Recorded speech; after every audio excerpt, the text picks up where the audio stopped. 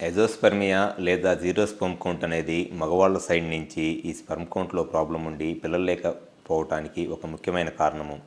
అయితే చాలామంది మగవాళ్ళు ఈ ఎజోస్పెర్మియా లేదా జీరో స్పెర్మ్ కౌంట్కి కారణం ఏంటో తెలుసుకోకుండా నెలల తరబడి జస్ట్ వాళ్ళ వైఫ్ ట్రీట్మెంట్ చేయించుకుని లేడీ డాక్టర్ దగ్గర లేదా ఐవీఎఫ్ సెంటర్లోనో వాళ్ళు ఇచ్చే మల్టీవిటమిన్ ట్యాబ్లెట్స్ వాడుకుంటా వాళ్ళు రాసే అవసరం లేని టెస్టులు చేయించుకుంటా ఏ విధంగా నష్టపోతున్నారు అనేది నేను చాలామంది పేషెంట్స్ నా దగ్గర కన్సల్ట్ అయినప్పుడు నేను చూశాను.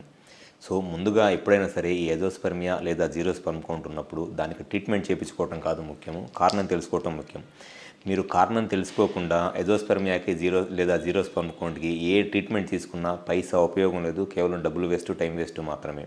ఫస్ట్ ఈ జీరో స్పెర్మ్ కౌంట్కి కారణం ఏంటి అనేది తెలుసుకుంటేనే అసలు ఆ కారణంను మనం ట్రీట్ చేయగలమా లేదా, స్పెర్మ్ కౌంట్ పెరిగిద్దా లేదా అనేది తెలిసిద్ది.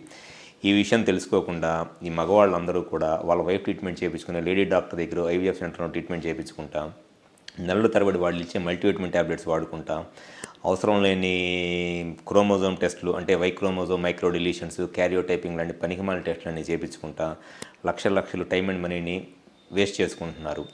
ముందుగా ఎజోస్పెర్మియా లేదా జీరో స్పెర్మ్ కౌంట్కి 2 రీజన్సే ఉంటాయండి. ఫస్ట్ వచ్చేసి టెస్టిస్ నుంచి స్పెర్మ్ పుట్టకపోవటము, దాన్ని నాన్ అబ్స్ట్రక్టివ్ ఎజోస్పెర్మియా లేదా ప్రొడక్షన్ డిఫెక్ట్ అంటారు.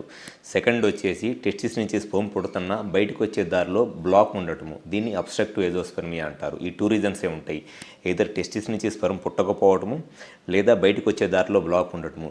ఈ 2 రీజన్స్లో దేనివల్ల మీకు స్పెర్మ్ కౌంట్ 0 ఉంది అనేది తెలిస్తేనే నెక్స్ట్ అసలు దానికి ఫర్దర్గా ఏం ట్రీట్మెంట్ చేయగలము, ట్రీట్మెంట్ చేసిన స్పెర్మ్ కౌంట్ పెరిగిద్దా లేదా అనేది తెలిసిద్ది. అంతేగాని అసలు మీ ఎజోస్పెర్మియాకి కారణం ఏంటో తెలుసుకోకుండా జస్ట్ నెలల తరబడి కౌంట్ పెరిగిద్దాము అని చెప్పని మల్టీవిటమిన్ ట్యాబ్లెట్స్ వాడితే మీ టైం అండ్ మనీ వేస్ట్ అయిపోతూ ఉంటాయి. ఈ టైం అండ్ మనీ వేస్ట్ అయ్యే ప్రాసెస్లో మీ ఏజ్ పెరిగిపోతూ ఉంటుంది. మీ ఏజ్ అంతా పెరిగిపోయిన తర్వాత మీరు ఒక ఆండ్రాలజిస్ట్ని కన్సల్ట్ అయ్యి మీకు ఫలానా రీజన్ వల్ల మీకు ఈ ప్రాబ్లం ఉంది అని చెప్పి ఐడెంటిఫై చేసిన ఏజ్ అయిపోయిన తర్వాత కొన్నిసార్లు ఏ ట్రీట్మెంట్ చేసినా కూడా ఉపయోగం ఉండదు. ఎవరిలో అయితే స్పెర్మ్ కౌంట్లో బాధపడతా పిల్లలకి ఇబ్బంది పడుతున్న దంపతులు ఉన్నారో, ముఖ్యంగా మగవాళ్ళు, ఒక ఆండ్రాలజిస్ట్ని కన్సల్ట్ అవ్వండి, మీకు మ్యాక్సిమం బెనిఫిట్ జరిగిద్ది. Thank you.